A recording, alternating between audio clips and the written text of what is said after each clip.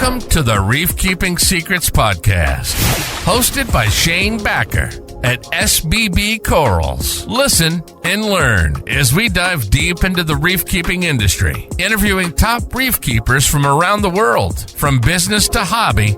Join us on our journey. There we are. What's up, man? How you doing? Good. I'm so happy that worked. Yeah, definitely. All right. I'm all set. Awesome, man. And I love the background, man. Are you right next to your tank right now? Right, sitting on the corner. Oh, that's awesome. Dude, that's an awesome view, by the way. I'm so happy that you're down there to show everyone everything. Thank you. So yeah, before we get started, everyone, I just want to, basically announce who we have on the call. We have Greg Carroll, who I met at Reefapalooza many, many years ago.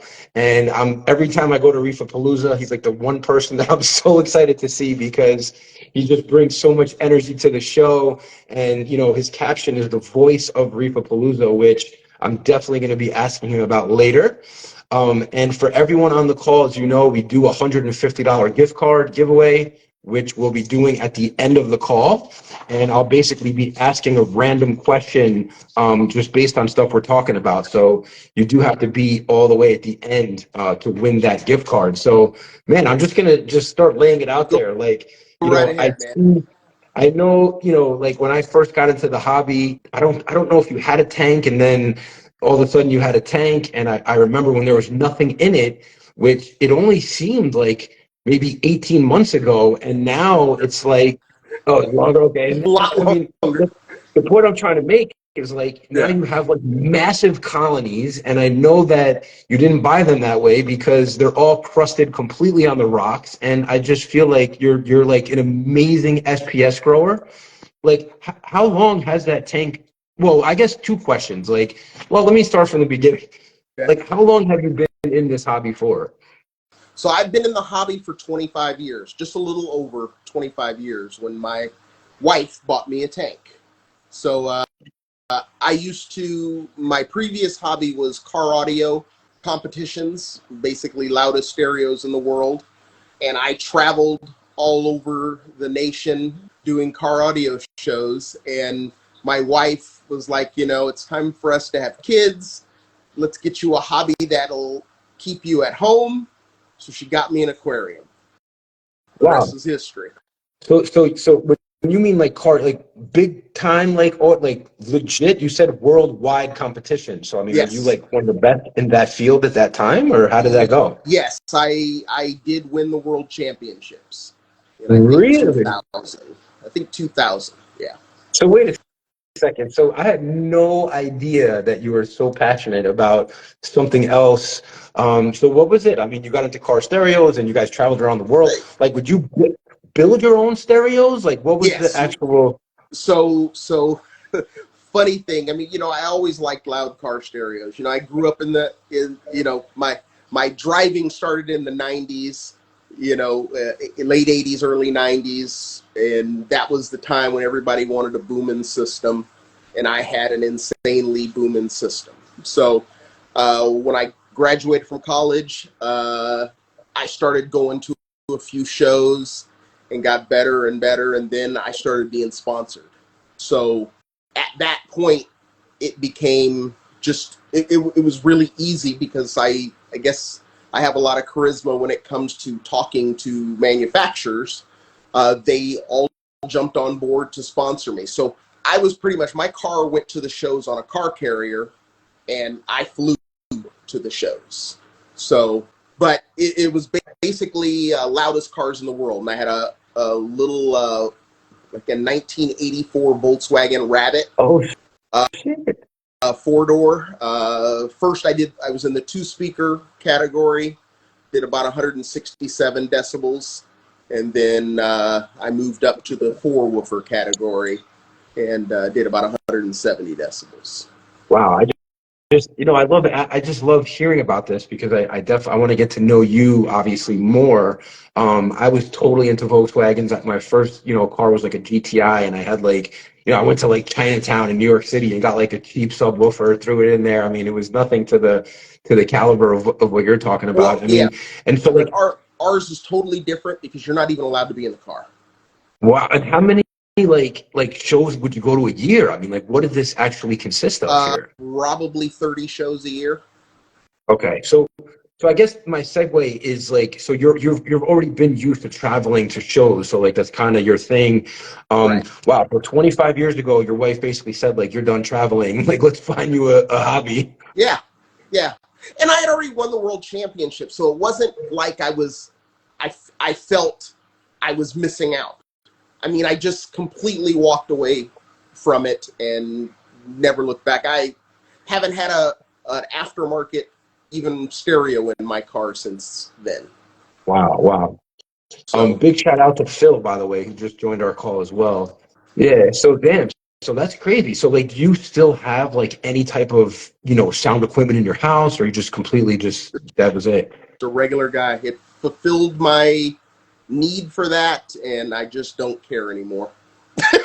Wow. I felt, for me, that was a waste of money. Even though I was sponsored, it still cost me a lot of money. Yeah. So Yeah, I mean, that traveling, I mean, 30 shows a year, I mean, that's a yeah. tremendous, cost. So, dude, so 25 years ago, you jump into the saltwater aquarium hobby. I mean, your wife obviously got you your first tank. Like, were you into it right away, or were you kind of hesitant? Like, how did that transition go? So originally, I wanted a trigger, I wanted a shark, like most people getting into it. So I never did freshwater. And at this time, I'm 20, trying to think how old I was, probably 27 or so. So, I just wanted to go straight into saltwater. And after having those, the Huma Huma trigger ate all the fins off the shark. So the shark died. And then, so I started going to this fish store, and they had a reef. And I was like, hey, I want that, I want that fish, like I was looking at Anthias and all these, and they're like, I don't know that you want that. The Huma Huma's been fed goldfish. anything like that, he's gonna eat. He's gonna think of it as food when you put it in the tank. And I'm like, damn it, And so I'm like, okay, I'm getting rid of the Huma Huma and I'm going reef. So that that only lasted about 4 or 5 months before I switched over to reef. And then how big was your tank when you switched over to reef? So I had a 40-gallon, and then I first did a reef in the bedroom with a 20-gallon. I had a purple tang in there, way too small, but it was a baby purple tang. Yeah, it was a baby purple tang. And then later we moved.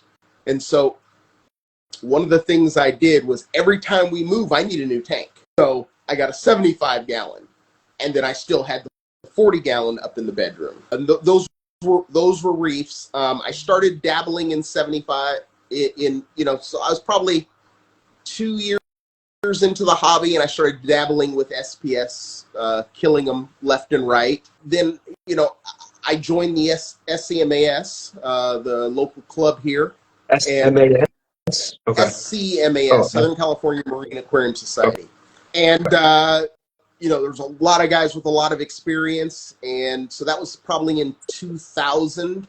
And I went ahead and built a calcium reactor. They're like, oh, well, if you want to keep SPS, you need a calcium reactor. So we did a workshop. The club did a workshop, and we built our own calcium reactors out of actually RO canisters. The big 10-inch with 4.5-inch in diameter, mag pump and everything. And we built our own, and that worked for me. All of a sudden I could keep SPS. Well, then my wife's like, I don't want to raise our kid in a townhouse. Okay.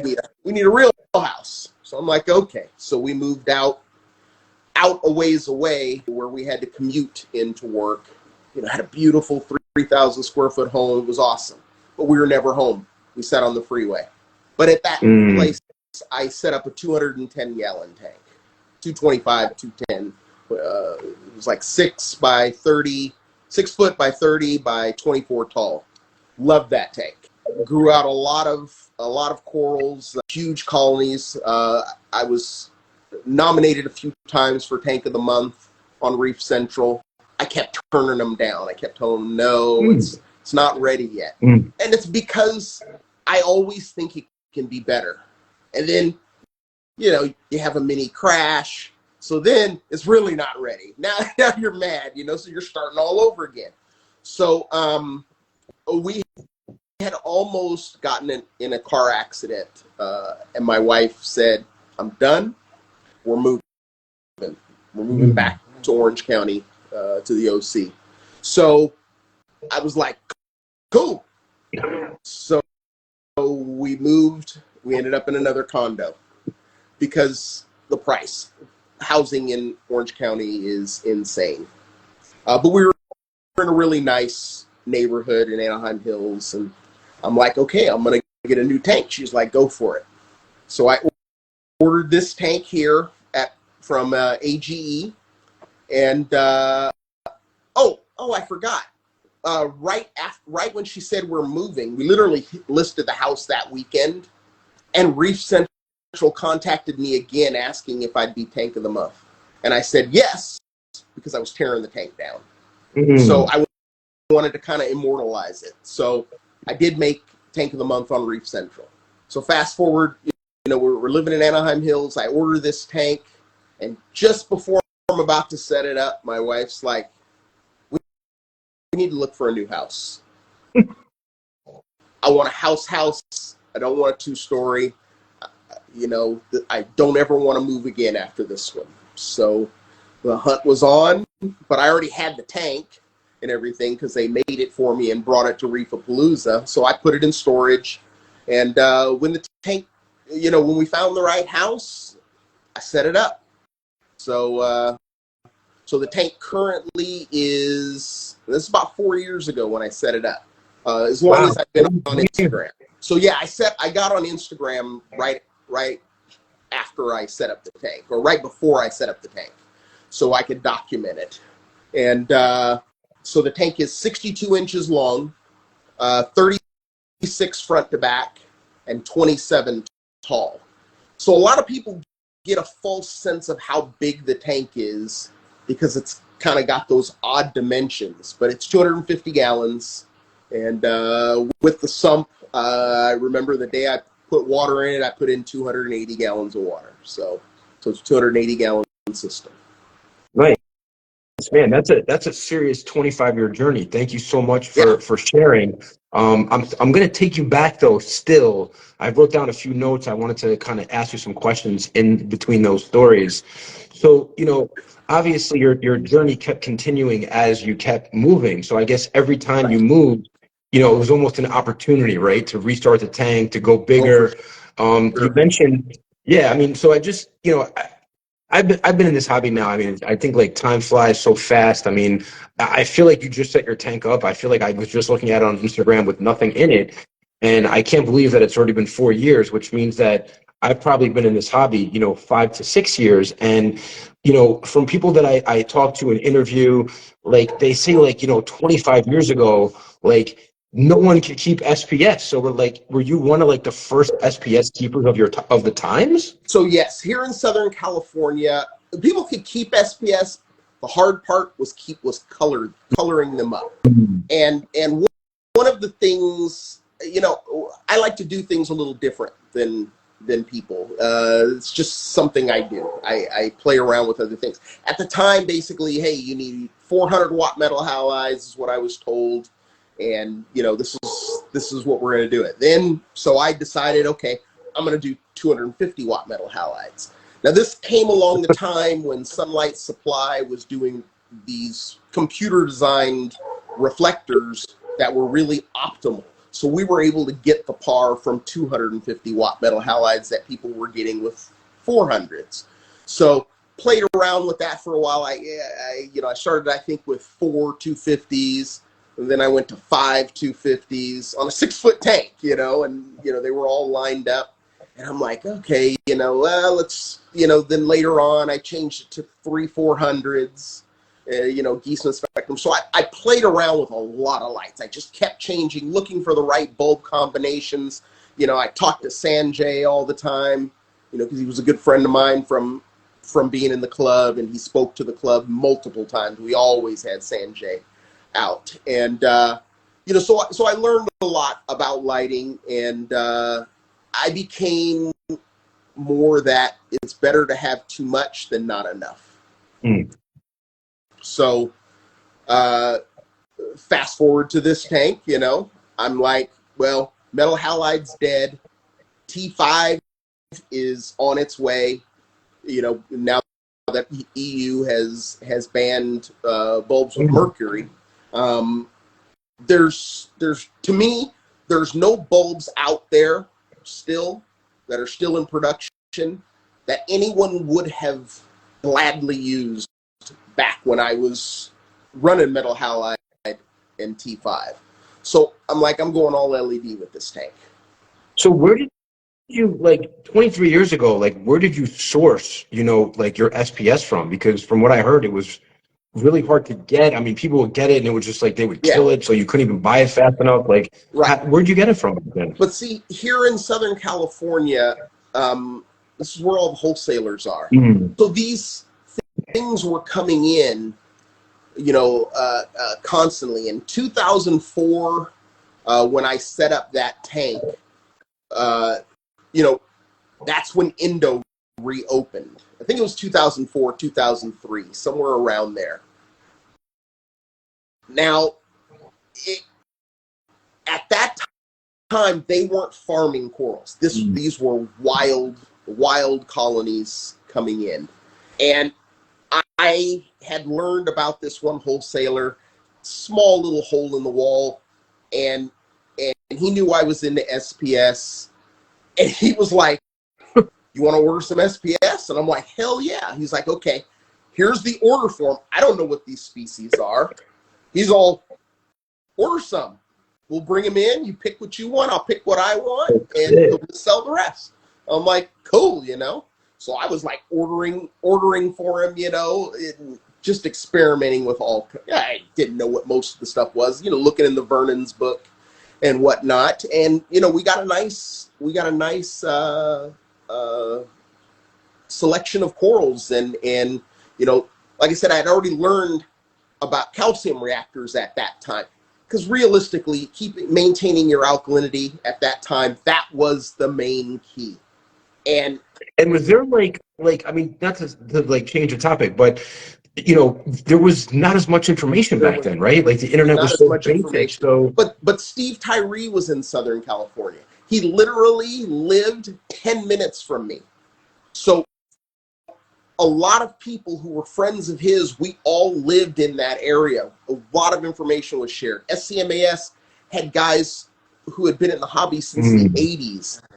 Just almost everyone, they were all keeping SPS. So I got it was a quick learning process for me, luckily. And I had a lot of great teachers. Yeah, no, I can see. I mean, it seems like you were one of the early pioneers of SPS. Lucky you had an amazing source. You had amazing mentors, because from what I heard, back then it was really almost like a hobby of secrets, right? Absolutely. Where are you going to get this stuff? You can't find it on the internet. There's no information on the internet. So yeah, you really had to be plugged in with the right people back then. And I will say I faced a lot of backlash back then, because I was telling everybody how to keep SPS. And friends of mine in Southern California at that time who were selling frags were like, "Don't tell everybody everything, because then they'll be, because they didn't want competition for selling. So it was okay to teach them how to keep them alive, but not keep them colored. They didn't want them to keep them colored. They wanted to give you that instant gratification. You brown it out, you kill it, you buy more. I'm not going to mention the people, but people were upset back then. Yeah. No, I can. Wow. Yeah, and then way back then, Steve Tyree started doing these coral farmers markets, where we would sell frags at shows and everything. So, I mean, that's kind of, we kind of started the fragging sensation of doing these shows here. And that was probably in 2006 or so, when he started that. And you know what? Might have been earlier. No, it was earlier than that. Yeah, I don't remember how or it might have been 2002 or it was really early 2000s when he started the Coral Farmers Markets. So then we Wow, started Reefapalooza, our club. yeah. So I wanted to kind of bridge, like, so I wanted to kind of, talk a little about the past. I mean, I think a lot of people don't know where the hobby was so long ago. So it's good to kind of hear how at least the SPS game started in a sense. And then, yeah, no, I definitely want to quickly bridge the gap from then to now, which is obviously now it's a great segue. You mentioned, Reefapalooza and starting shows. Like, how did you become the voice of Reefapalooza? Okay. I mean, if you can tell us your involvement in the sense. So when it comes to Reefapalooza, it started. A lot of it started because of me. I started hearing about MACNA. Everybody talked about MACNA. That was like the big show. There was no other big shows. And I wanted to go to a MACNA back then, but it was so expensive. And, it's relative. But at the time, it was so expensive to go to a MACNA, because you got to fly and all that stuff. So, I didn't really, I wanted to go, but I didn't really aspire to go, but I thought it was cool. So we had done, our president, Mark Trimble, had started this show, Reefapalooza. It was the club show in the backyard of his house. And we did it the first year. We had about 200 people. I got Reef Nutrition to come down and a bunch of local hobbyists, set up in his backyard. I was one of them, set up in his backyard, and we were selling frags. And then the next year, Mark's like, let's do it again. So we did it again. Okay. That one was insane because he had a half-acre lot. He had a big lot.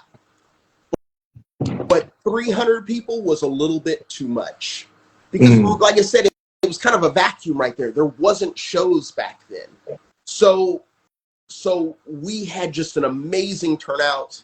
So the third year comes around. So this 2004, 2005, we're in his backyard.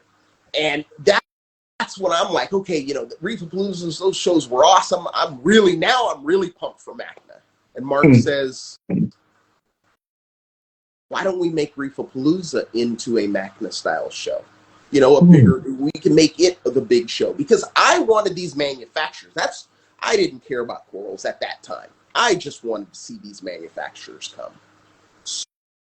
So Ben Ross, who I did see is on the call, at the time he was running Marine Depot. And he's like, hey, Mark doesn't want it in his backyard anymore. Why don't you guys do it in the parking lot of Marine Depot? So the third year, we did it in the parking lot of Marine Depot. Even more people showed up. I mean, it was crazy. This in like daylight, right? Yeah. Like no blue light, like the straight up. I mean, we had canopies for shade because it was in August. It was in the middle of summer. I mean, it was hot, but the show was a tremendous success. So many people came out for it. So the next year, we decided to do it at the fairgrounds. We rented I think it was a 15,000 square foot hall, maybe 12,000 square foot, and did it in there. And that one was epic also. Now, at this time, these are still just one-day shows. And in the middle of that show, someone outside smoking a cigarette stuck the cigarette between the walls of the hall, and it started smoldering the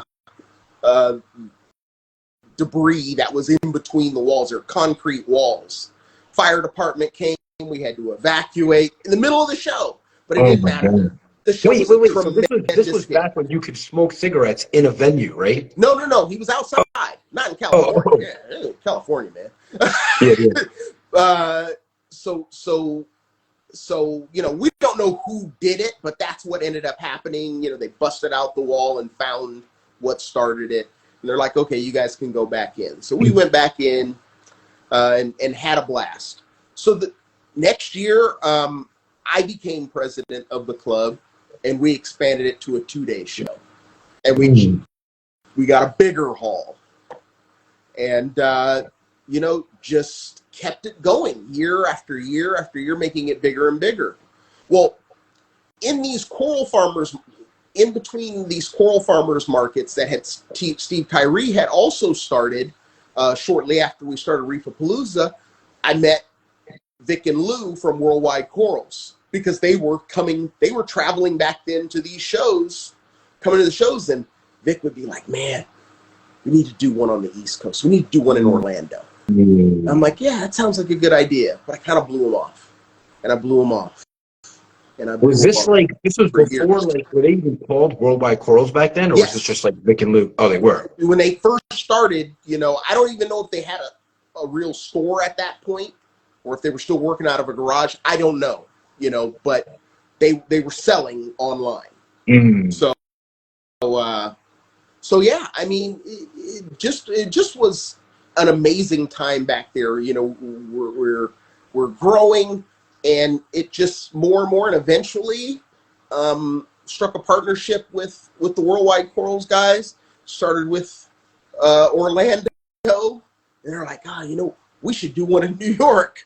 Did one in New York.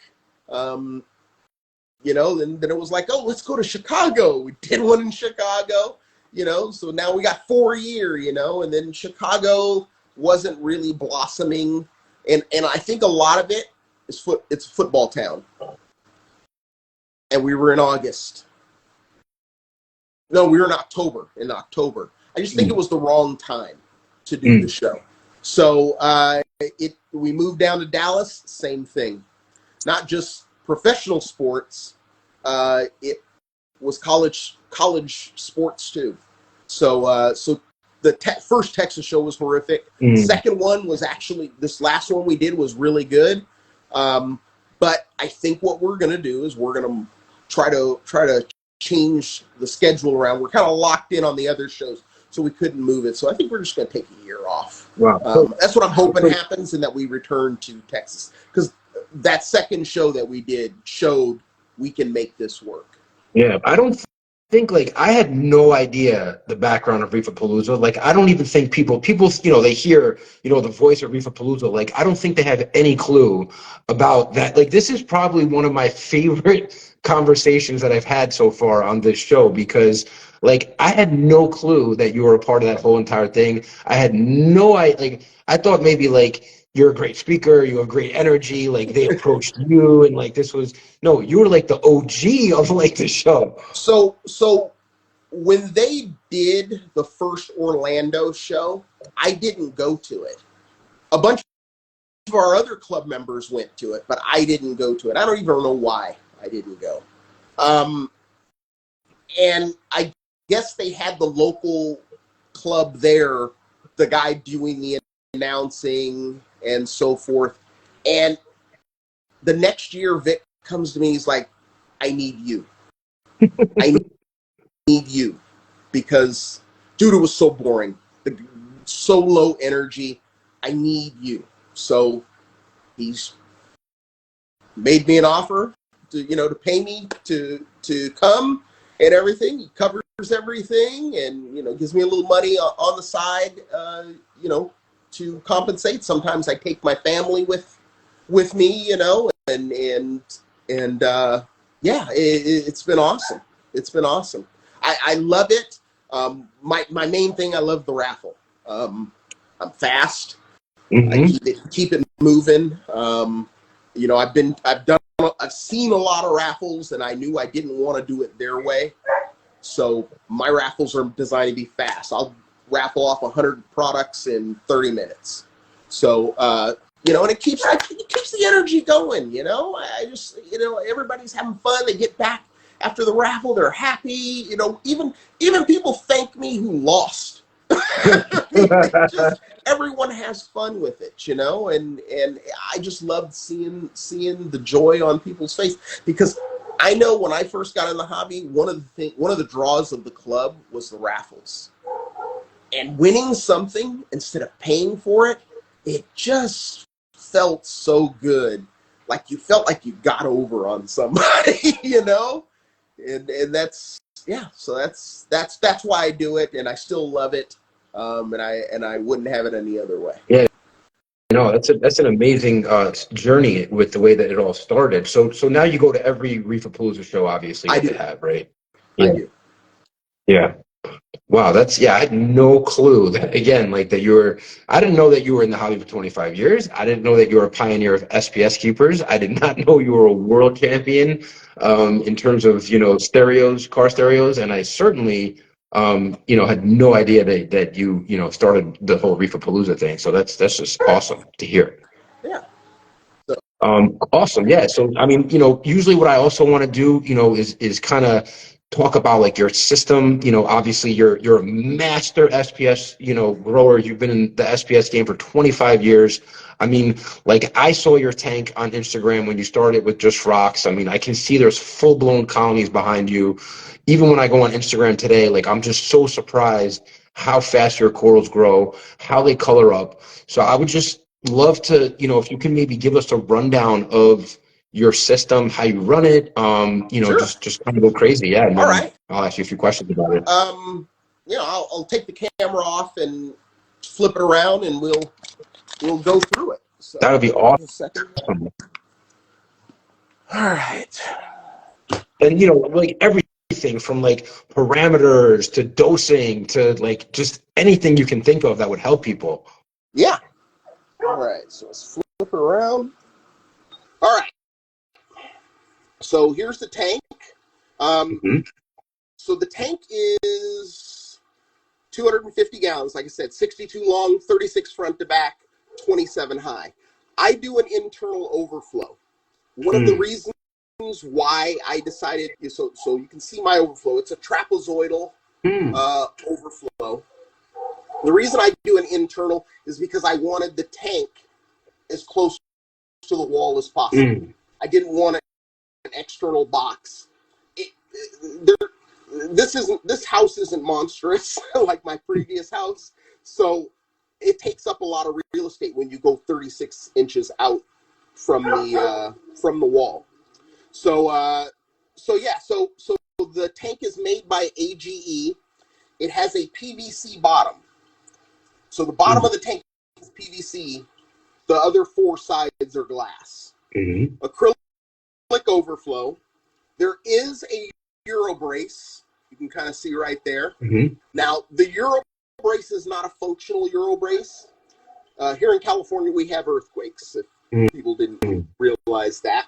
So when we have earthquakes, if you have a rimless tank, you risk, especially the lengthwise, you risk water sloshing out of the tank.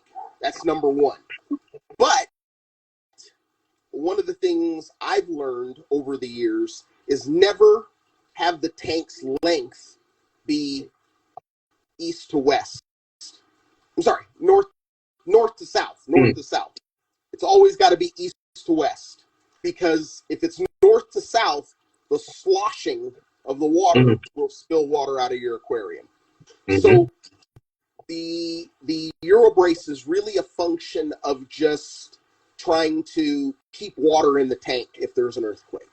So it has to kick off of and back in. The bracing of the tank is stainless steel angle iron, top and bottom. So this seam here on the bottom, it's half an inch down, half an inch across, and half an inch up. So basically that piece of glass is sitting in a U of silicone. So it's got to go through, even though the tank's only half inch thick, it's got to go through 3/4 of an inch to get out of that bottom seam. So I just really liked the design of it. I thought it was perfect for living here in Southern California. So that's what I went with. For flow, we have two MP60s, one on each each end. Now those are on a wave motion, rocks the tank back and forth. We also have two MP40s on the back wall. Those are just on like reef crest mode. They just blow water all, just randomly. We also, over here on the back side,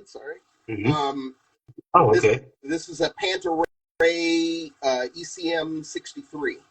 That's a 14,000 gallons an hour pump. That runs on a gyre where it blows across the backside of the tank for 1 minute, for 2 minutes, and then it sucks back. It runs in reverse for 2 minutes. What's the theory behind that? It's more like a surge, like a tidal surge.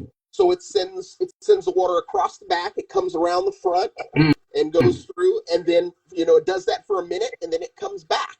It's a gentle flow, but all the water is moving.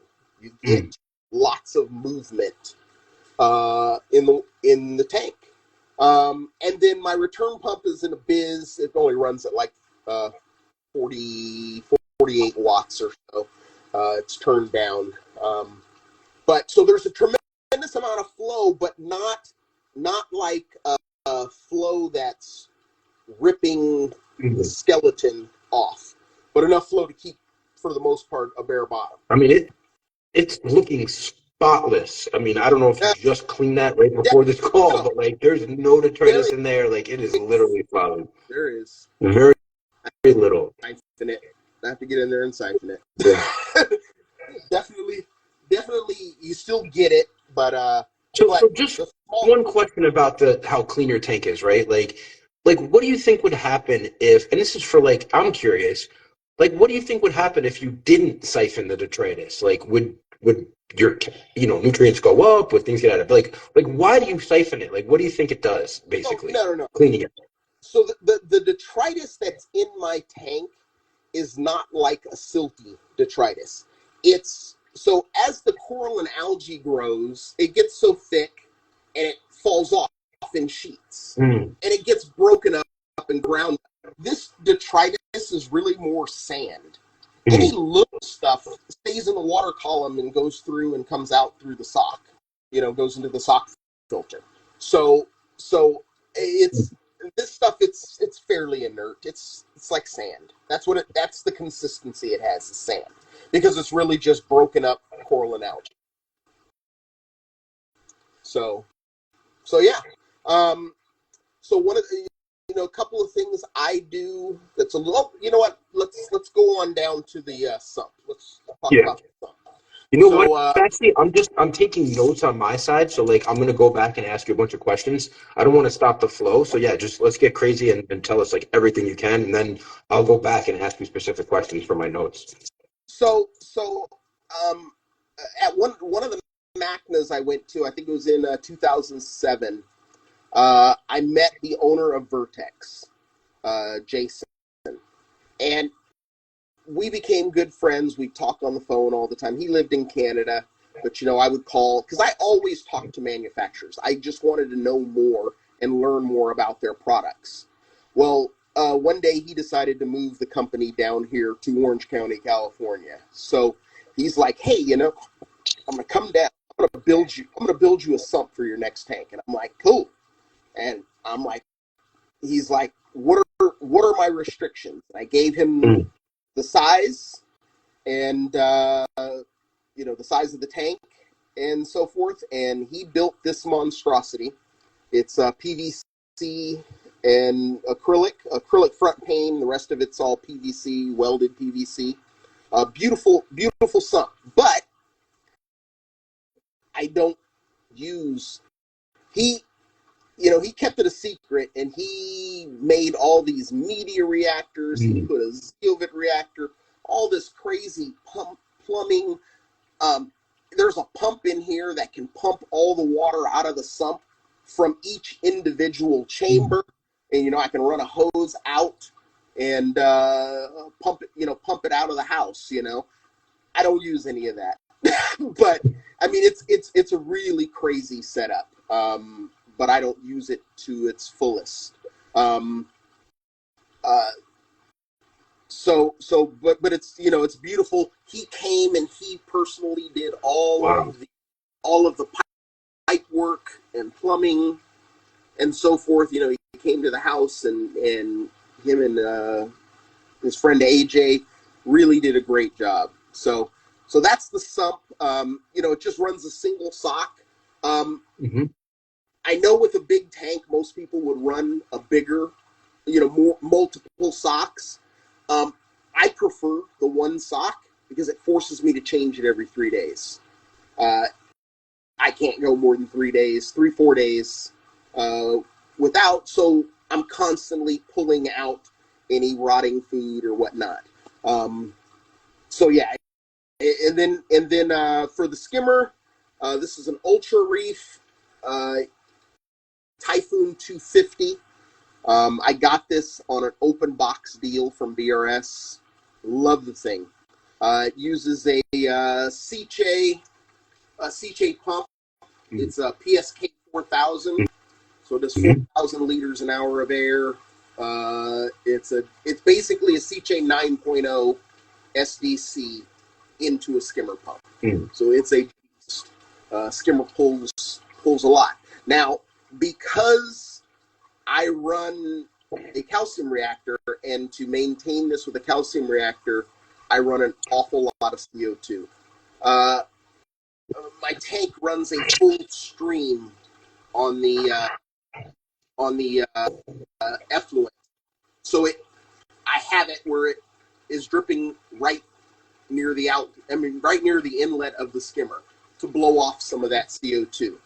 Because although it's a full stream, the pH of it is 6.3. So I really have to run a calcium reactor hard. So the calcium reactor is a Reef Octopus CR220. So it's a 9-inch diameter calcium reactor. I'm running 2 little fishies media with some not coral lazarus. Well, there is some coral lazarus still in there too, because that's what I was using before I ran out. And also the mag chips that Brightwell uses.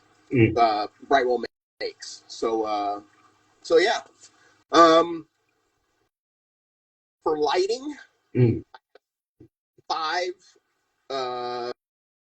XR30 Gen 5s and 2 of the Blade glows. Right now, the lighting is very white, so that's why the tank looks like that. Sometimes I take pictures in white, sometimes I take pictures in blue. It just depends on my mood, and not my mood, on what the lighting is. I'm not one of those people who's going to go in and change the light settings just so I can take pictures. Very rarely will I do something like that. Let's see, use an Alcatronic to maintain my alkalinity. Test every 4 hours. I run a little bit higher DKH, usually between 9.5 and 10 is where I like to be. The reason why is because if I run out of CO2, it doesn't take long for me to drop DKH. So yeah, and then I run a Hydros controller. Another thing, I feed a lot. That's I was going to ask you about that. I have an auto feeder. The auto feeder goes off every hour and a half starting at 8 a.m. Okay. And it until 10 p.m. Every hour and a half. So it's about 8 times a day that I'm feeding the tank. I feed a mixture of TDO, which is by Reef Nutrition. There's several different sizes. The largest size is extra small, and then I also use the smaller sizes that are, because I have a lot of Anthias, they like the smaller feed. So it's been good to me. It doesn't feed a tremendous amount, but these fish get fed all day. So I use the TDO, 4 different sizes, and yeast. Fleischmann's yeast, the instant rise yeast. Buy it on Amazon. If everybody's interested in it, just I'll send you a link to it. It's a great supplemental food. Most of your dry foods actually have yeast in it. It's like crack to fish. It really is. And then when it dissolves, the microfauna will also eat it, as well as the corals. So yeah. And what type of like salt do you use, and any water changes and that type of stuff? So I'm sponsored by Brightwell, so I use Brightwell Neo Marine. And one of the things about being sponsored, because I had already had a background of being sponsored in car audio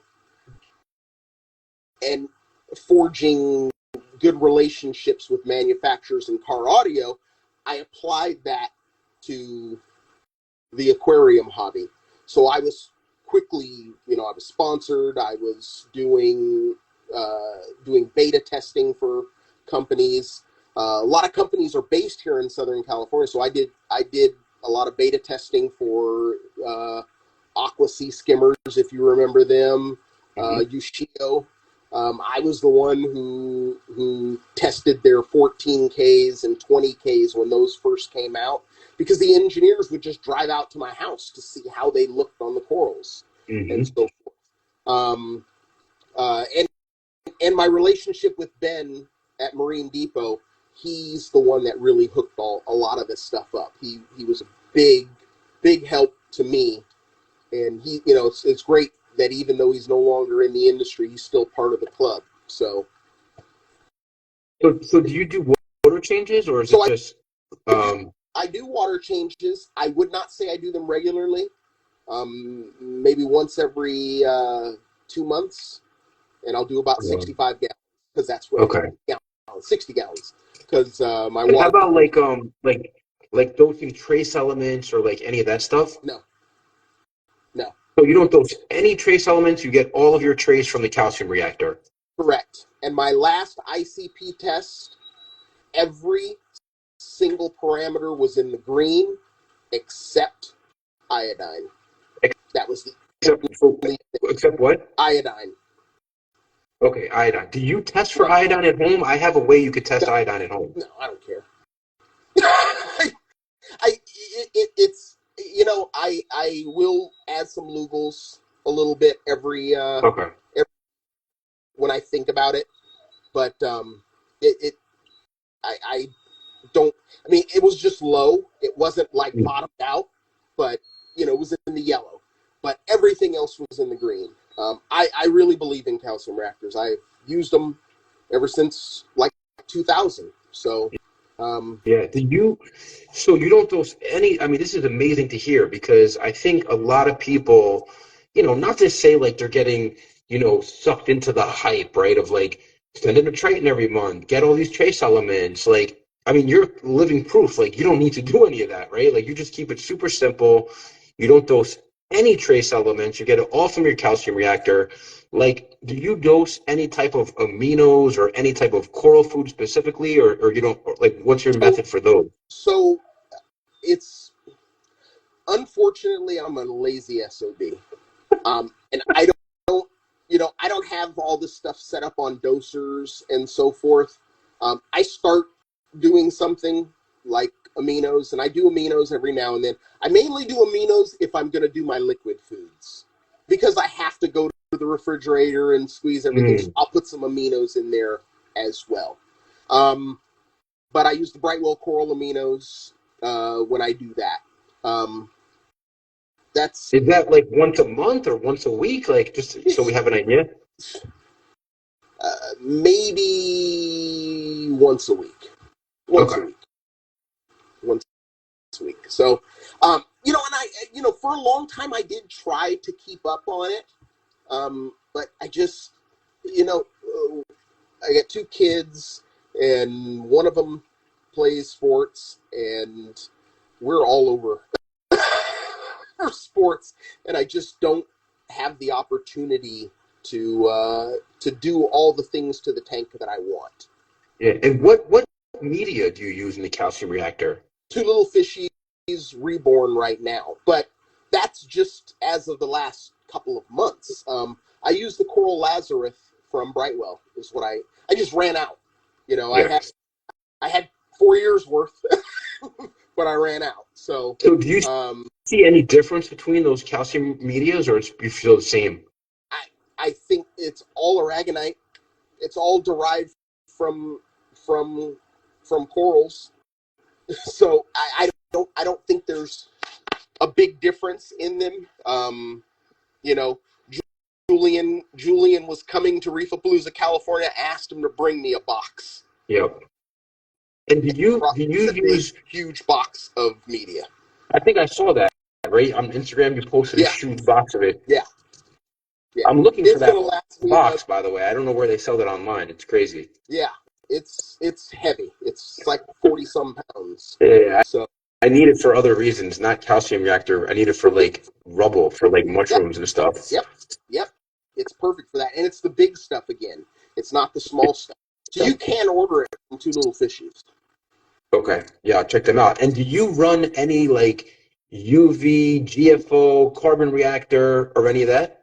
I do not. The carbon reactors, the media reactors are supposed to be hooked up there, but they're not in the tank. They never have been. They're brand spanking new in the garage. I will occasionally put in a bag of carbon if I see that my phosphates are high on a phosphate test. I may throw in some GFO, but it's just in a bag, thrown in the sump. That's it. And what are your target levels for PO4 and NO3? I like to see it below point 0.1. I like to see it below 0.1. Is where now nitrate. I don't own a nitrate test kit except for when I do test nitrate because I have this AquaSpin tester from API. It's normally like 2 at best. 2, okay.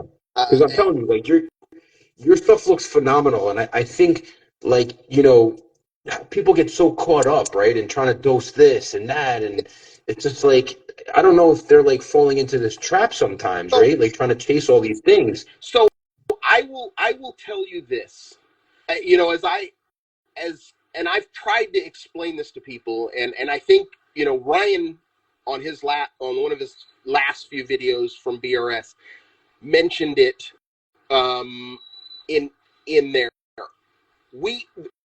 So many people are obsessed with numbers, with their phosphate and nitrate, being this and that. I don't. I like it to be low. I don't care if it'll be 2, it'll be 0, it'll be 1. Phosphate, I've had, my old tank phosphate used to read 0.00 every single month when I tested it. Every single month it was 0.00. So, but let's take you for instance. Would you rather sit at the dinner table and eat protein, like protein powder, some vitamins, some dirt for your minerals, or would you rather a plate of food that had all those things? I'd rather a plate of food. There you go. Eating all day. There's nitrate, but I think it's phosphate that all the corals need in my food. And so many people are worried about the number. You can be 0.0 if you're feeding constantly and everything's getting food. They're getting the nitrate and phosphate from the food. They'd prefer to get it that way, in my opinion, because I know I would. No, I just think it's so interesting because, like, like with the technology, right? Mm-hmm. With the technology, with the research.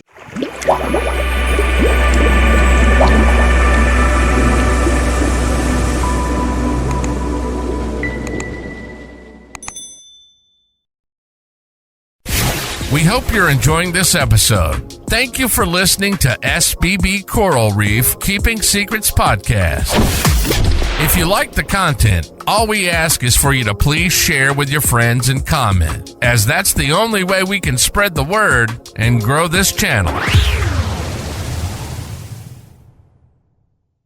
You know, everyone is just like thinking that they have to dose like strontium, manganese, iron, like all these different things. And I don't know if they're just like falling into this like trap of like, all right, well, I got to test for this and that, and I got to order this and that, and I got to have like 10 bottles of this and that. Like, Right. It's almost like you don't need any of that. I mean, from what I can see from your tank, I mean, because everything is thriving over there. I don't know if it's a need. I'm just not going to do it. I can't trust myself to do it. So, but don't get me wrong. If my levels were low, I would either one of two things. I'd be doing water changes. Because I do send in ICP tests. When I know what the tank. One of the things that Joe from Unique Corals taught me: send in an ICP test when everything's looking its best. Now you know a baseline of what you always want to get back to.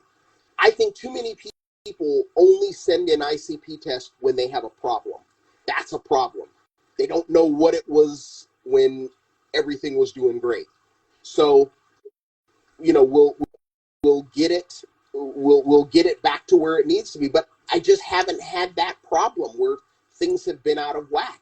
Yeah. So, and what's your opinion between like using a calcium reactor? Well, this is a two-part question. The first part is, what's your opinion between using a calcium reactor and using a two-part? And does your calcium reactor keep up, or do you actually have to also dose like alkalinity, mag, and calcium on the side as well? I never have to dose magnesium. Well, yes, I do have to dose magnesium every now and then, but that's because I am doing kalkwasser also. I forgot to mention that. You have this small little tons kalkwasser reactor. Basically, my auto top off, when it goes off, it will run for 2 minutes and 45 seconds because that's how long it takes for the slurry to reach the top.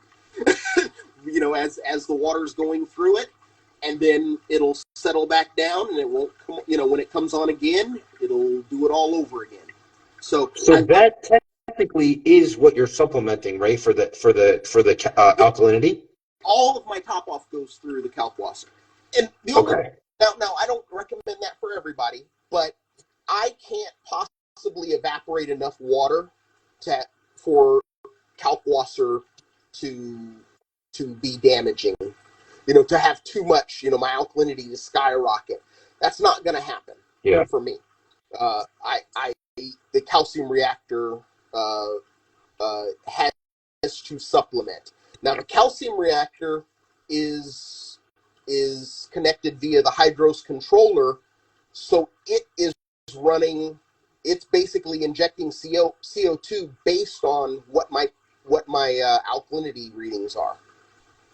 Oh, so okay, gotcha. And the is now switching to bluer lights.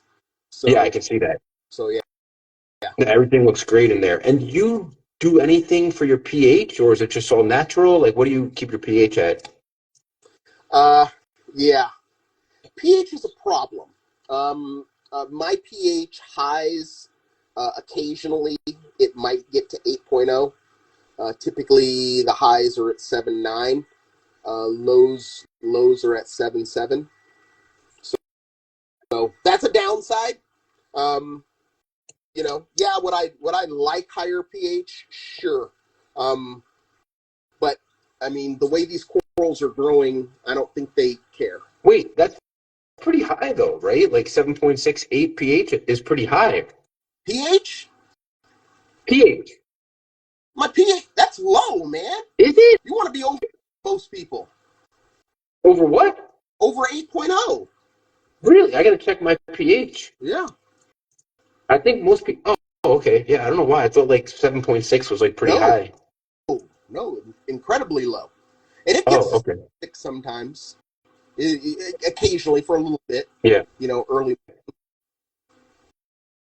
So Yeah, I mean, I love that you keep everything so simple. It makes everything a lot easier. And so, I guess the next question I just wanted to kind of touch on.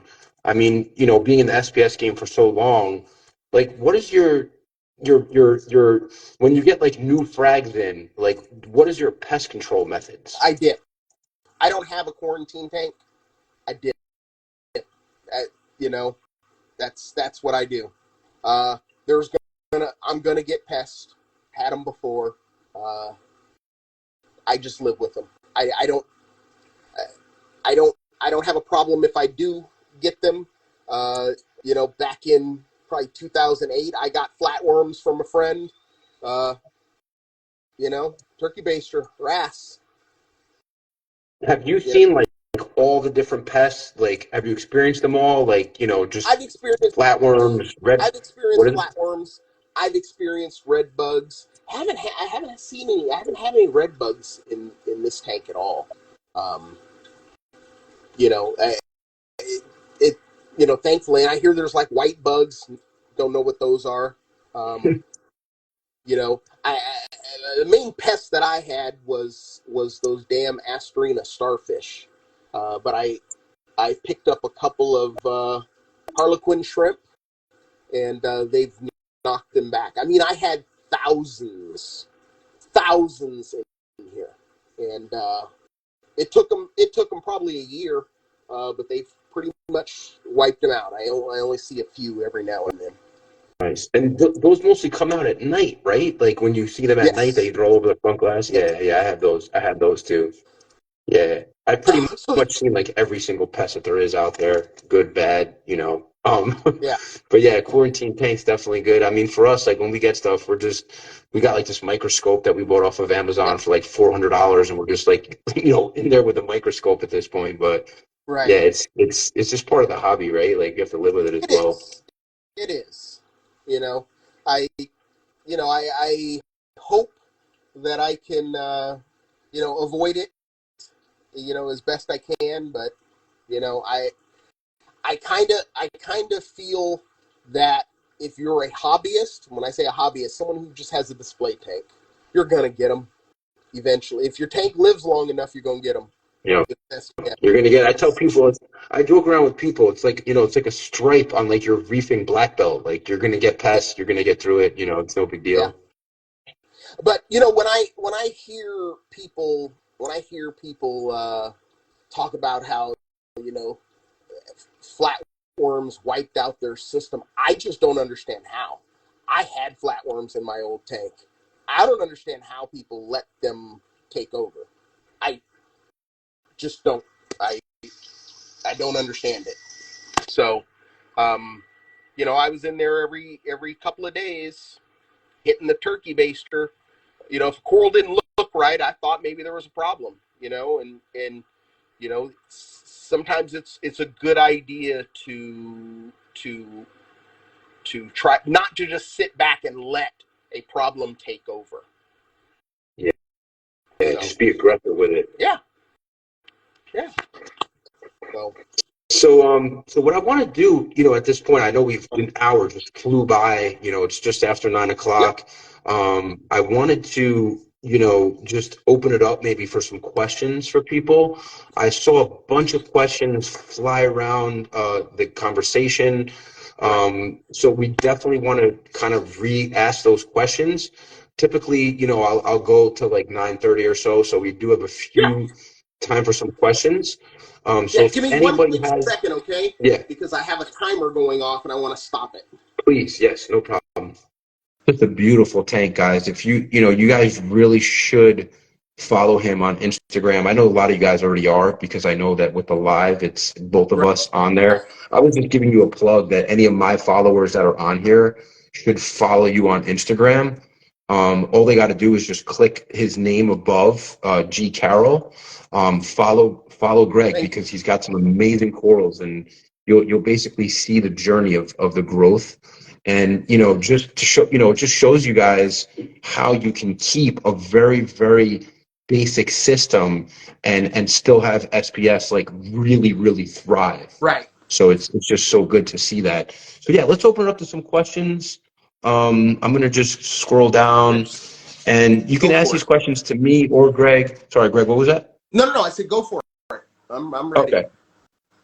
All right, so the first question that comes in, and guys, you can ask questions, repeat the questions if I miss them, but the first question comes from Captain Rich Colombo. What's the benefit of a PVC tank bottom? So one of the reasons why people's tanks burst or have seam issues is improper leveling. Any flexing. So that's why a lot of people put foam, on the bottom of a tank. So a PVC bottom tank, it can flex. Does make a difference. The tank is really sitting on the steel brace that goes around the perimeter, and then the bottom is the way they routed it. It sits flush with it, and you can have imperfections. And with us having earthquakes, it just for me it was security. Now there's one other huge reason: the tank doesn't weigh much when you get rid of a whole pane of glass. It's a much easier tank to move. For guys, it was just easy. I mean, we weren't straining at all to move the tank. Awesome. I love it. So the name of the company that built the tank was AGE, Acrylic and Glass Exhibits. They're out of Dallas, Texas. Basically, them and Planet Aquariums, to my knowledge, are the only two companies that build tanks that way. And that's because they were friends and they both know how to do it.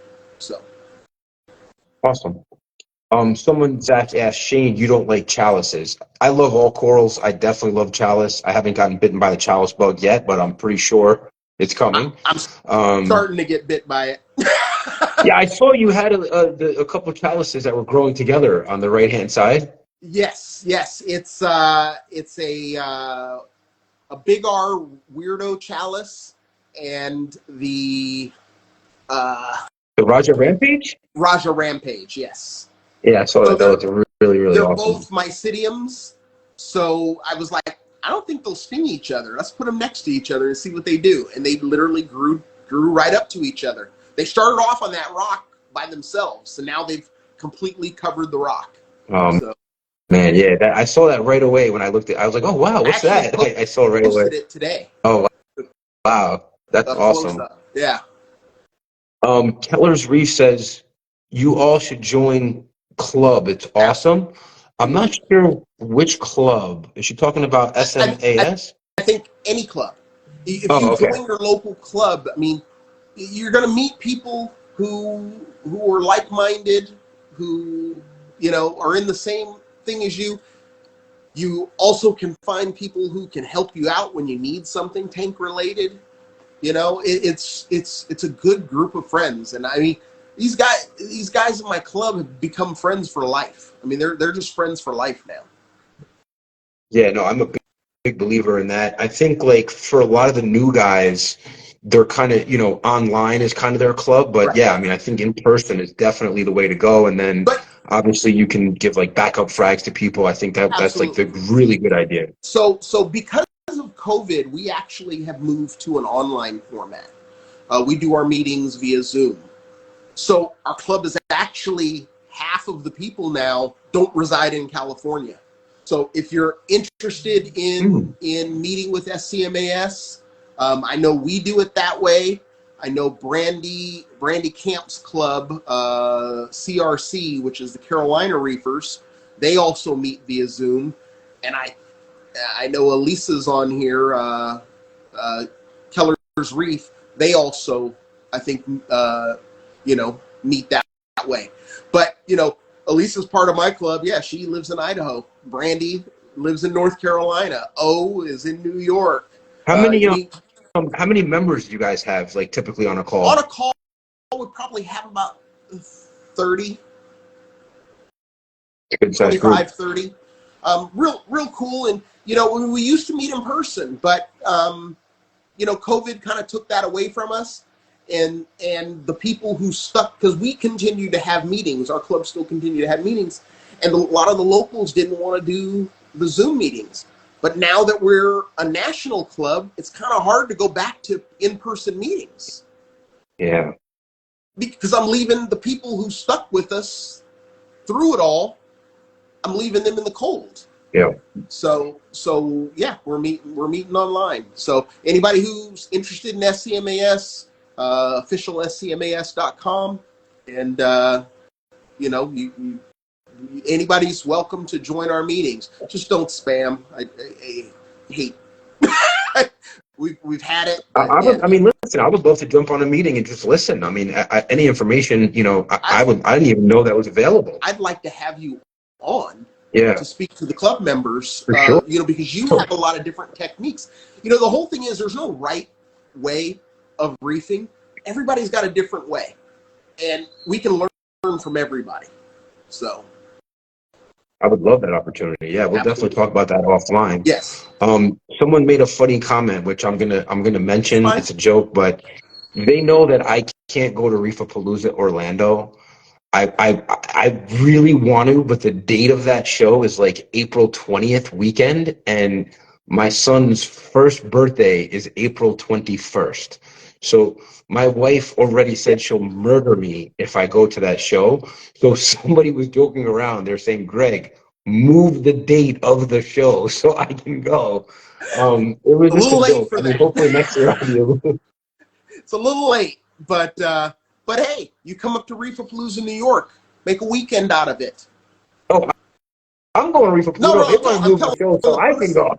Yeah, no, the person, have them. Oh. You know, they just make a weekend out of it. I mean, it's a fun show. It's not just a one-day show. It's a 2-day show. You stay in the hotel. We all have fun. We hang out after hours and so forth. It's great. So, yeah, make a weekend out of it. Yeah. No, they're saying move the show so I can go. I know, but I'm telling them, no, fly up to New York and come to that one because you will be there. Yeah, no, we will be there in New York. Yeah. But yeah, no, it's tough. Yeah. So this other person, just again, I mean, name of the company that built your tank again. I don't know if they heard it before, but just to rename the company. I repeated it when that post came. So awesome. Okay. So this person, James, not Jimmy.Reef, says, when does Greg think a calcium reactor is worth the investment? I think on tanks over 100. I mean, when you start getting over 120 gallons, I think it's worth the investment, especially long term. You know, all you're doing is refilling CO2 and the media. You know, I fill it like once a year. It's not a lot. I mean, it's a lot. Of media, but you know, when you buy it in bulk. But for most people, I think kalkwasser's a great way to go. But when you get to that point where you can't do enough, and I know people are doing slurry and things like that. I mean, that'll work too. It's not necessary. It's just the way that I know reefing. I've been doing it that way forever, so that I'm more comfortable doing it that way, using a combination of calcium reactor and standard lime water with kalkwasser. So that's why it's not that one way is better than another. Some people may say it's better, but I think I could be successful using 2-part. I could be successful using kalkwasser. I could be successful using a calcium reactor. I think I can do it any way I have to. Nice. Big shout out to Boston Reefer Society in the house. So Boston Reefer Society for us. Yep. Yeah. Let's see here. Let us come back to the club. Join. Let's see. Great group. I'm just trying to see what I'm just scrolling through. Someone says you're not allowed allowed to leave us in the cold. Let's see. Rainbows, they don't mean much like always end up just being a fun way to chat. Someone says Shane was a great listen to on Adam's podcast. I think your club would dig him as a guest. Thank you so much. Ari, Idaho Reef. Seeing how people talk. Move it next year. The pool is amazing. Any other questions, guys? Bring the sun, one of the best. What up, Greg? Rob Ridge. Saying happy birthday to your son at Reef Palooza. I wish, man. When he's old enough to go to Disney, man, we'll bring him there just so we can spend the day there. Once Calster Walster can't keep up. Lake Sunway. Unique corals. Never taken me to unique. People are just talking. How often? All right, so this person, Rise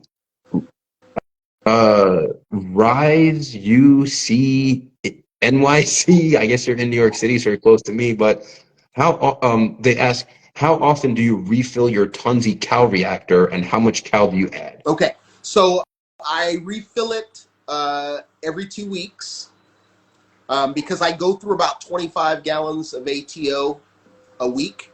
So every second refill after the second one is done, I'll take it offline, go to the sink, shake it, dump it out, and then I will add, and this is very scientific. So if anyone's ever used OxyClean, the powder, the scoop in there, I add a full scoop into it. That's how much I do. So it's probably, it might be a cup, in between a cup and a half a cup.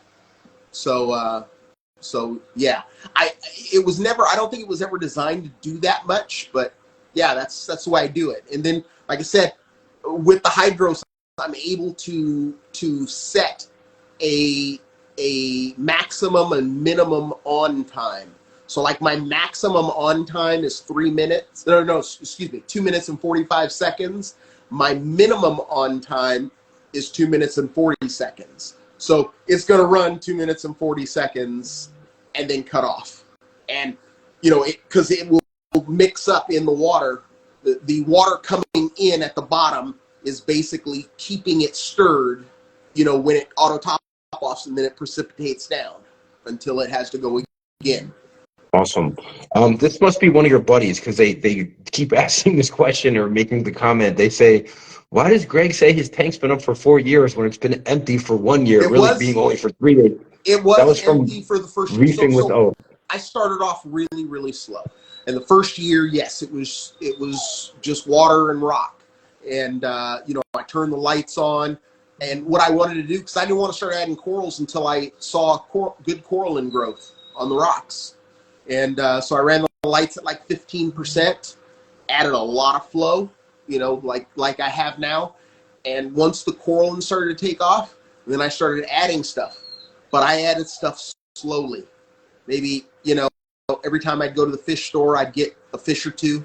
I'd get maybe 1 or 2 corals or whatnot. I didn't just add like a bunch of stuff all at once.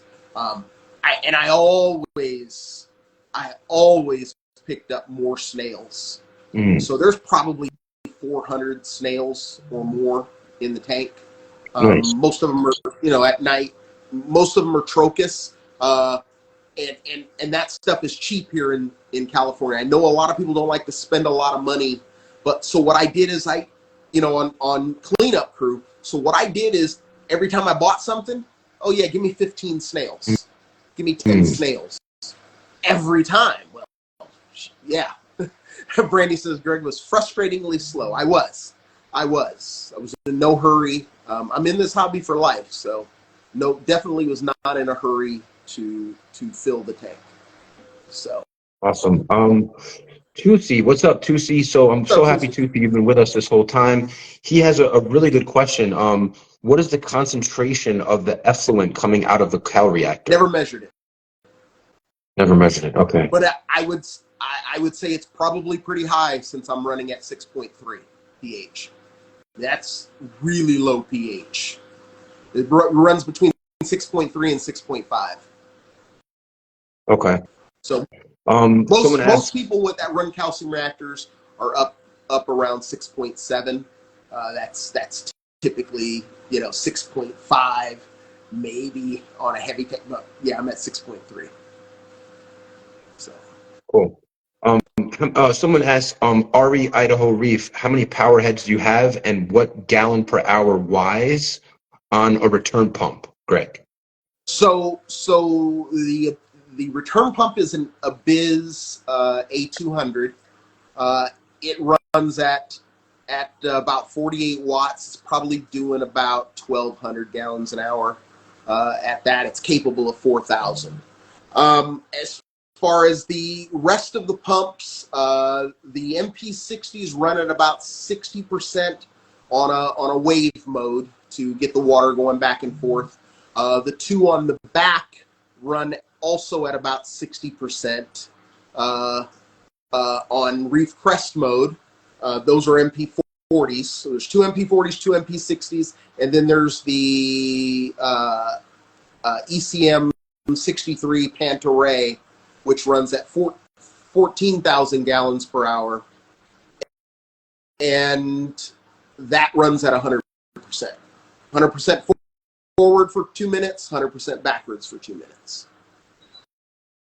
And I did lose one fish from the Pantaray, but that was my fault. I turned it off, and a fish went in there to sleep. And when I turned it on in the morning, I heard a bam. Ooh. I'm like, what the hell is that noise? Uh, And the fish comes floating out of the fins. I'm like, oh, that's what that was.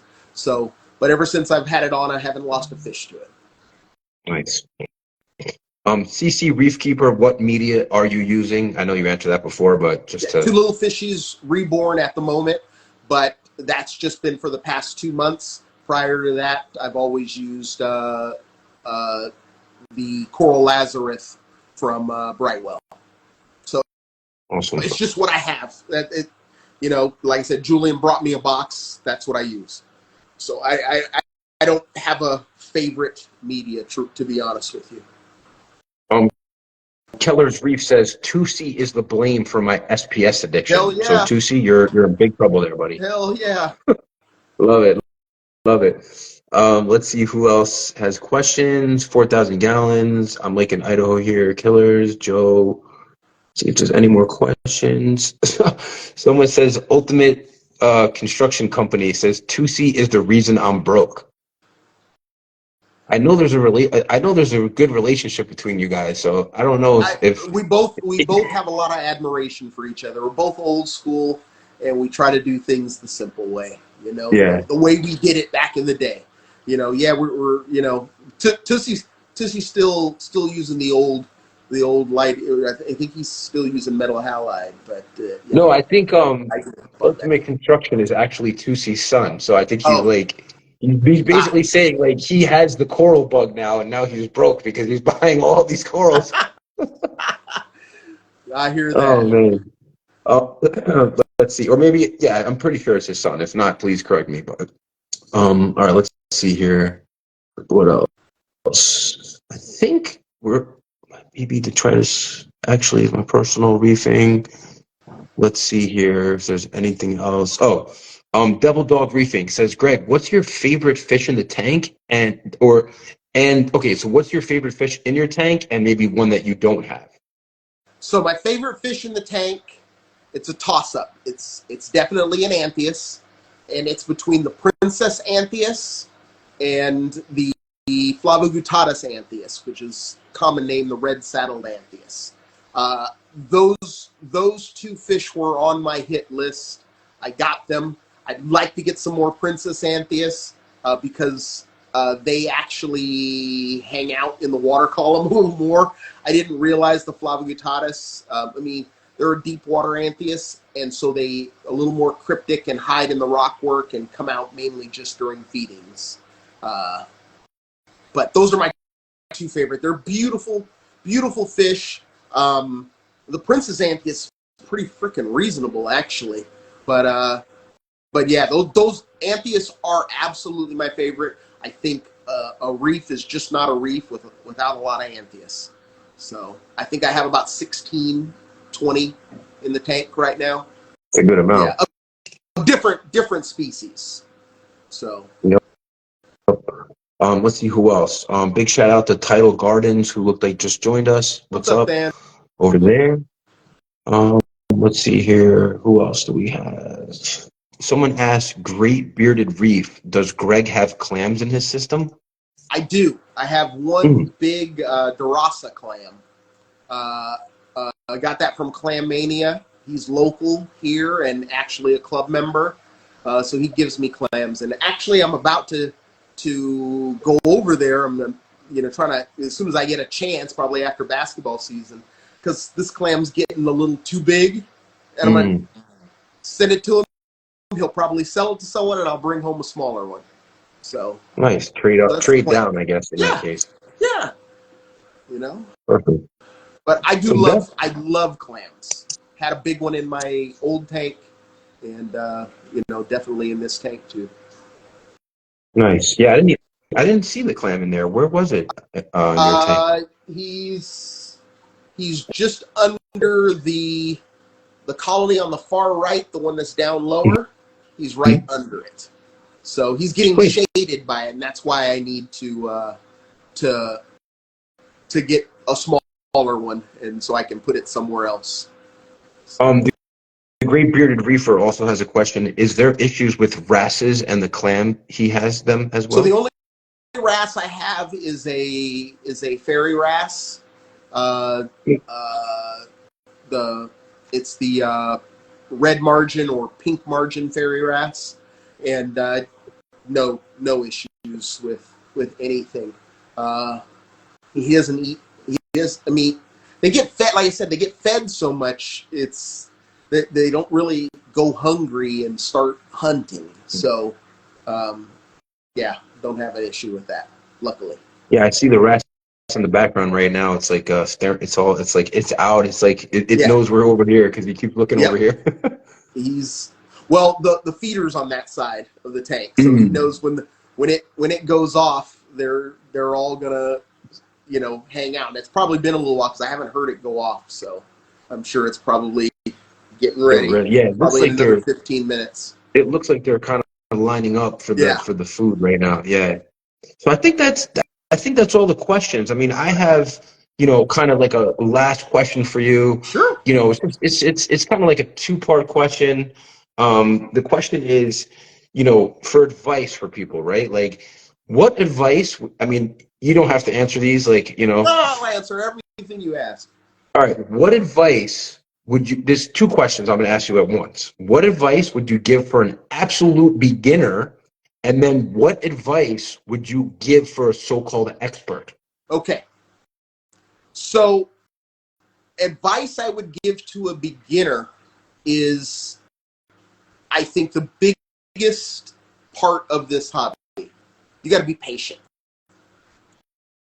Everyone wants instant gratification. If you want to be successful, you got to be patient. It takes a long time to clear up problems. It takes, and I this is me, because I don't like to put chemicals in my tank to fight problems. So I don't like to use ChemiClean. It's an antibiotic. I prefer not to.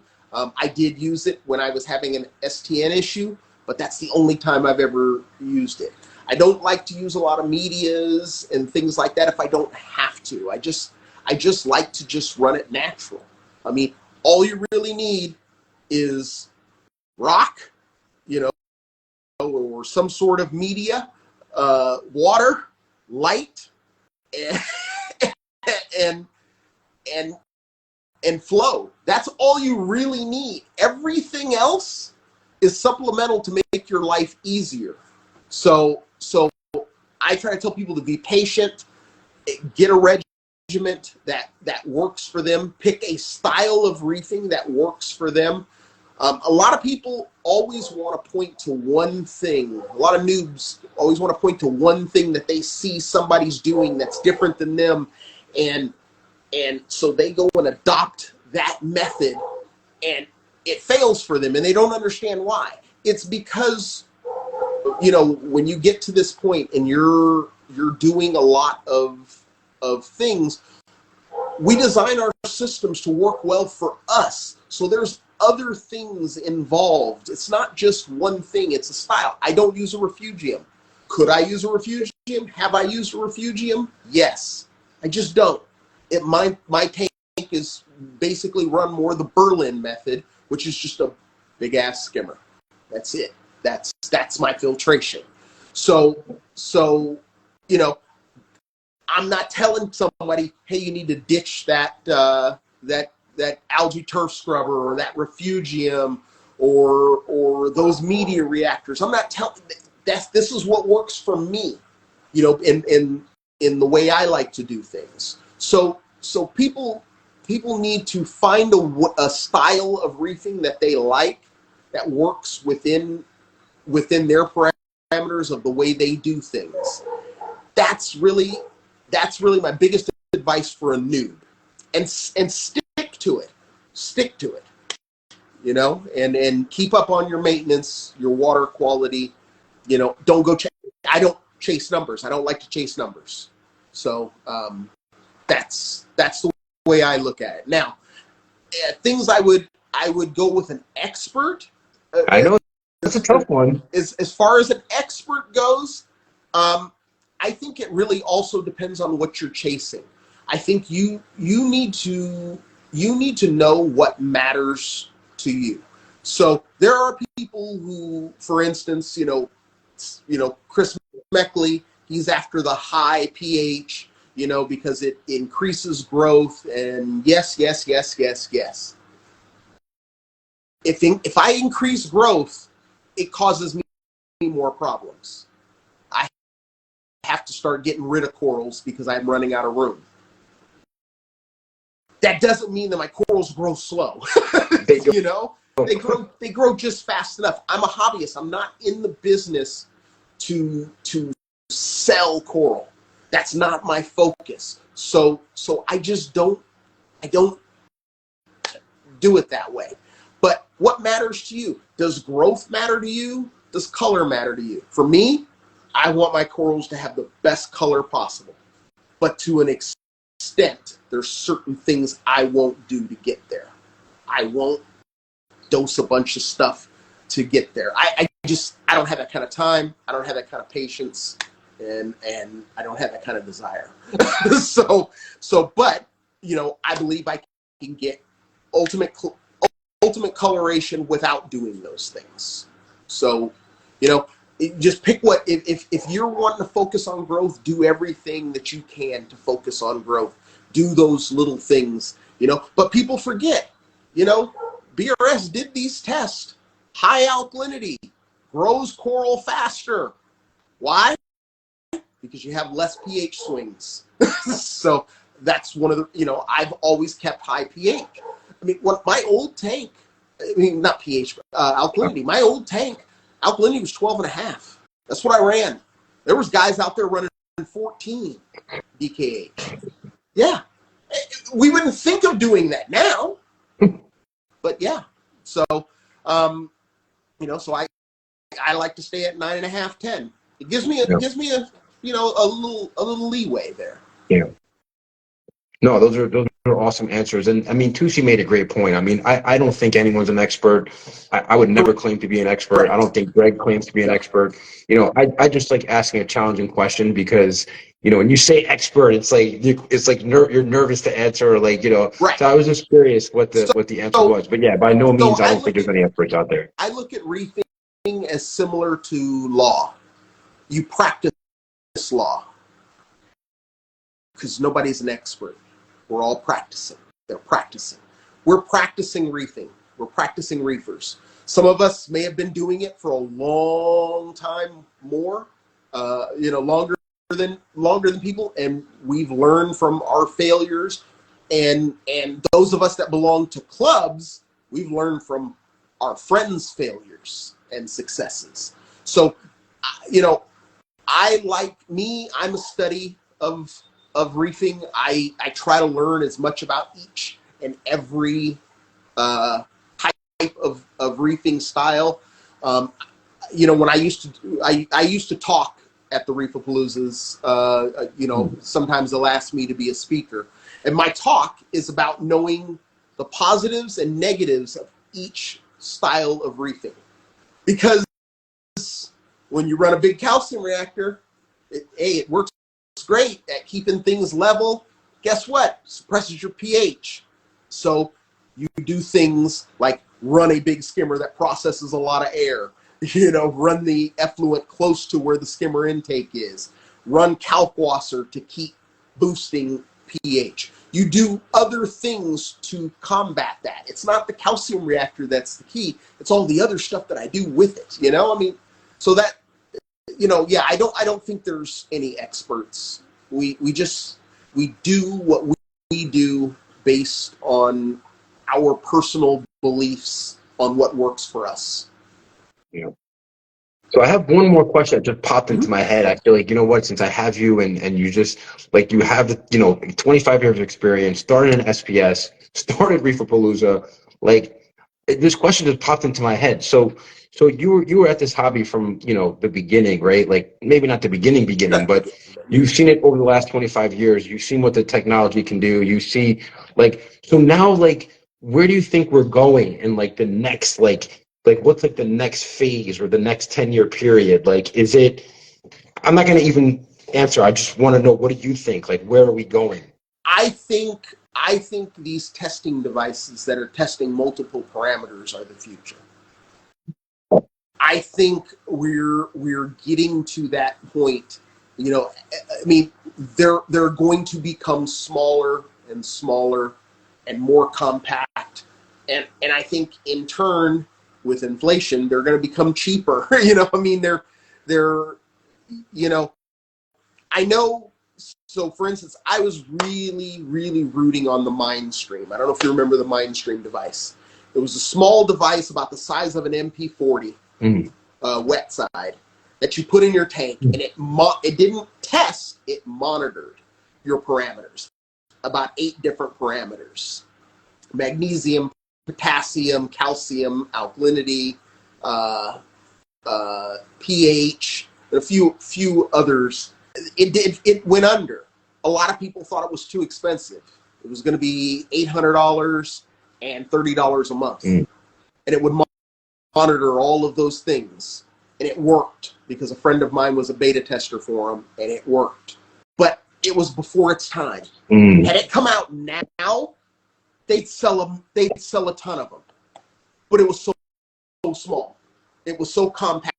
The only maintenance on it was changing the disc every month.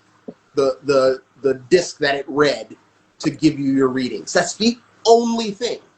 And it tested every 15, it gave a reading every 15 minutes for each parameter.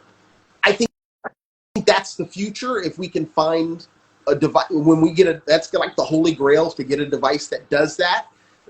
Now you have these devices, they're costing $1,500, and then they got all these dosing pumps. They make all this noise and so forth, and people are buying them, but they need to get smaller, and I think that's where the hobby's going. I do sometimes feel that too much information is bad for certain people, but for the most part, that's what I'd like to see. I'd like to see that kind of progress when it comes to equipment. Lights, LEDs, I feel are awesome. They work. Spread used to be the issue. I think they've solved the spread issue. There's a lot of products out there that people can use. Awesome, man. Listen, I'm gonna, we've almost been on for 2 hours. I thoroughly appreciate your time. This is probably my favorite podcast that I've done. Just hearing your story and, hearing everything you've shared with us. I really appreciate you letting us in, into all those stories. I'm gonna run the gift cards right now. Absolutely. I'm looking forward to hearing the questions. You were taking notes. It's going to be simple questions. I'm inspired. I'm going to do 2 gift cards. Nice. I'm going to do 1 gift card for $150, and I'm going to do another gift card, for $100. So it'll be total $250. Now, And real quick, you guys, there was a point in our interview where Shane said, "Excuse me, I'm taking notes." That should have been a damn key. So I hope you were paying attention when that happened. Okay, go on. no, so I am taking notes. Actually, before I do the gift cards, right? Because I really want people to follow you. I think they'll learn a lot from you. Thank you. They'll learn a lot from seeing your journey. So can you tell us how do you want people to follow you? What's the best way for them to follow you? So the only social media I'm on is Instagram. Me and Reefing with O, we do a morning live stream. It's about 15, 20 minutes, most weekday mornings. We started about 7:10, 7:15 in the morning Pacific time. And we run till 7:30 when I have to go into work. It started out, he actually made the suggestion because we used to just talk on the phone in the morning on my drive to work. And he's like, I wish we could record this. This is some good information. So I'm like, why don't we do a live stream? So that's what we do. I drive to work. It only takes me 7 minutes to get to work. And I park and we just go live. And it's usually Monday through Friday. Some days I'm off, so I don't, like tomorrow, I'm not going to do it. But yeah, we do it. We do it every morning. And a lot of people really, really engage and we just talk about whatever comes up. There's no set questions or anything like that. People bring up stuff in the live stream and we start talking about it. So yeah. Follow me, G Carroll 1969. If you're a reefer, you put in G and probably a C, and I'm sure I'll be the top one. It's the chef logo from South Park. Awesome. Yeah, so make sure you follow Greg. Awesome. All right, so here we go with the gift cards. So basically, I'm going to ask 2 questions. I'm going to start with the first one. The first one is going to be for the $100 gift card. And, this is just the fun one. And the first person to answer this correctly is going to win a $100 gift card. Send me a DM after this. I most likely will not respond to you until tomorrow, but I definitely will. We are running a sale right now, so you can spend it if you want tomorrow. It's no problem. You can spend it on www.sbbcorals.com. That's where you can find all of our stuff. And so the first person to answer this question is going to win. And I want to ask this question in 3 seconds. The question is, what is Greg a world champion in? I know the answer.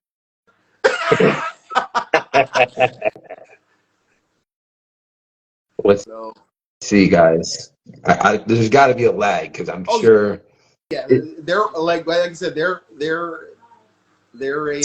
Somebody answered, but is that an acceptable answer to you? I think the second one is an acceptable answer. SPL, which is sound pressure level. Sound pressure level. It's car audio talk. That is the measurement that measures how loud the car is. So you're okay SPL with the audio? I wouldn't say audio because it was car audio, but SPL is really specific. That person knows car audio.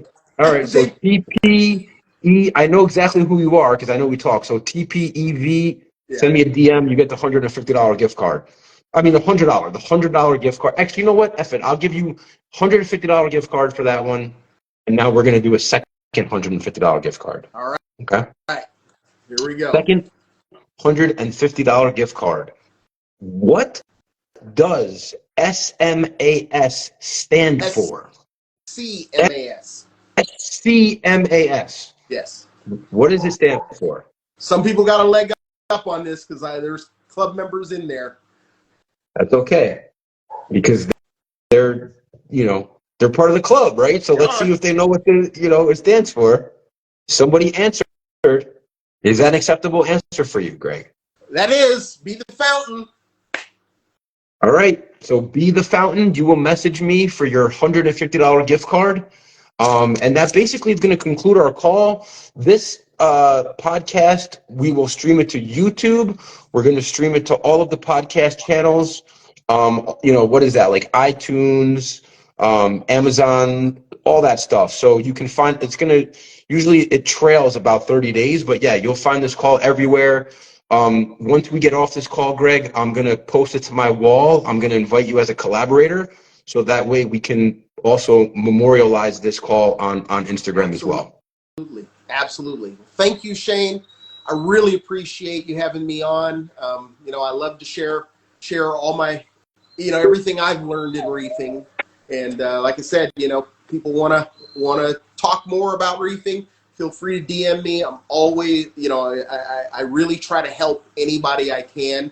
Once I get too many followers, I probably won't be able to keep up. And sometimes it may take me a little bit to get back to you, but I do my best.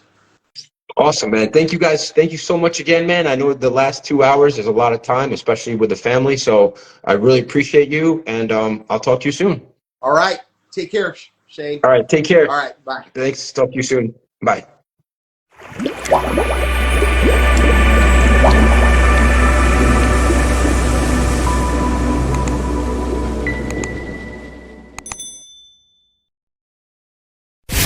We hope you're enjoying this episode. Thank you for listening to SBB Coral Reef Keeping Secrets Podcast. If you like the content, all we ask is for you to please share with your friends and comment, as that's the only way we can spread the word and grow this channel.